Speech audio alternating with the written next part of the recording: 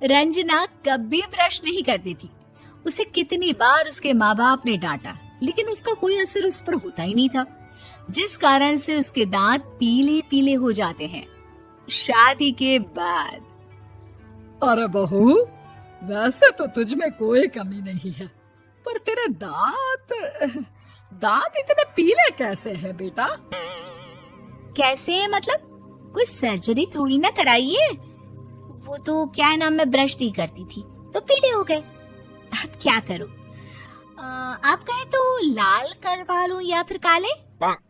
यार ये क्या है, क्यों माँ से लड़ रही हो? लड़ रही हूँ? अरे मैं लड़ रही हूँ या ये बोल रही है कि दांत पीले हैं, पीले।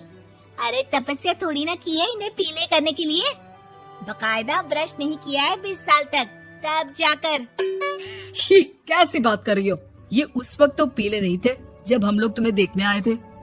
अरे तब साफ करवा लिया होगा डेंटिस्ट के पास जाकर। अब देखो कैसे पीले पीले लग रहे हैं। रंजना सास की तरफ गुस्से से देखती है। फिर शुरू हो गई पीले पीले पीले। अरे पीले तो तब भी थे जब मेरे हाथ का रसगुल्ला उड़ा उड़ा कर खा रही थी और बोल रही थी, लड़की नहीं गुणों का खजाना दे रहे भाई साहब आप। खैर, अब वो लोग करते भी तो क्या करते, पीले दांत वाली बहू पल्ले पड़ी थी तो झेलना तो था ही। एक दिन कीर्तन में रंजना गाना गा रही थी। अरे कमला बहन, माँ का द्वार है, यहाँ तो सब शुद्ध होकर आते हैं, फिर अपनी बहू को ब्रश भी नहीं करवाती तुम। दूर से पीले पीले दांत भक्ति में बाधा उत्पन्न कर रहे हैं। और कोई 2 साल के बच्ची थोड़ी ना लेकर आई हूँ मैं बहू बनाकर। अच्छी खासी लड़की है, अरे कैसे करवाऊं ब्रश? ये तो उसे खुद करना चाहिए ना। अब माँ बाप तो इसके जैसे तैसे निपटा दिए, ये नहीं सोचा कि सास कैसे संभालेगी। सास बहू को लेकर घर आ जाती है, लेकिन सोच लेती है कि अब इसे लेकर कहीं नहीं जाएगी। अगले रोज बहू कहती है, अरे क्या हो गया, मंदिर नहीं जाना क्या? कीर्तन का वक्त हो रहा है। मेरी मधुर वाणी से कान्हा जी जागते हैं और सोते हैं। आप तो जानती है ना उनकी भक्ति में कितना मन लगता है मेरा। वो क्या है ना, तबीयत ठीक नहीं लग रही है मेरी, आराम करूंगी मैं। तबीयत ठीक नहीं लग रही? अभी तो मिथुन के गाने पर नाच रही थी आप, और अब बोल रही है कि तबीयत ठीक नहीं लग रही।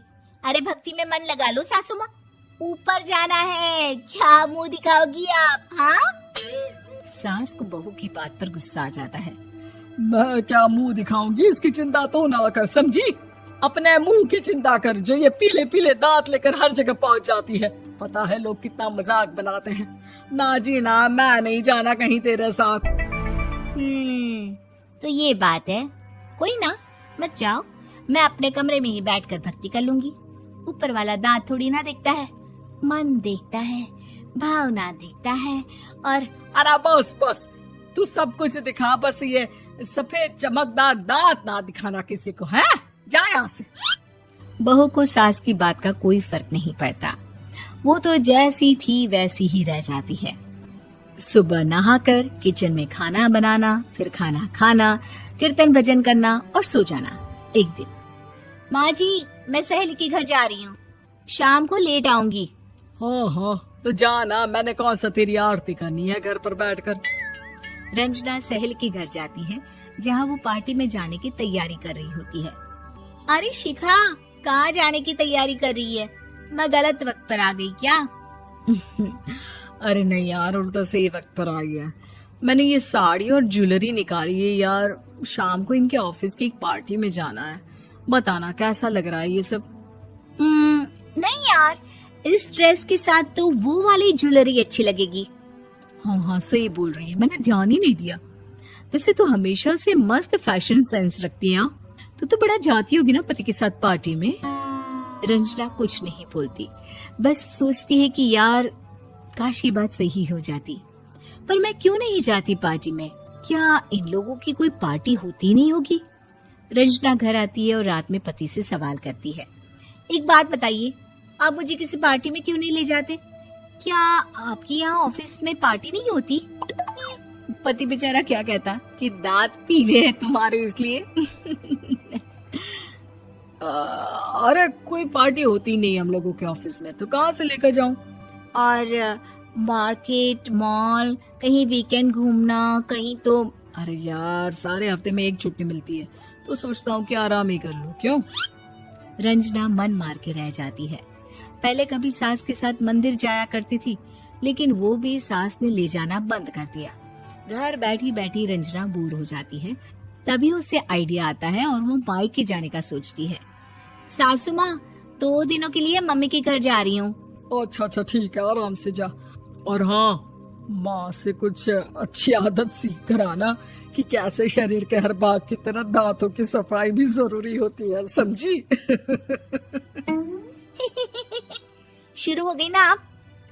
वो लोग आपकी तरह नहीं है कि छोटी छोटी बात का बतंगड़ बना दे।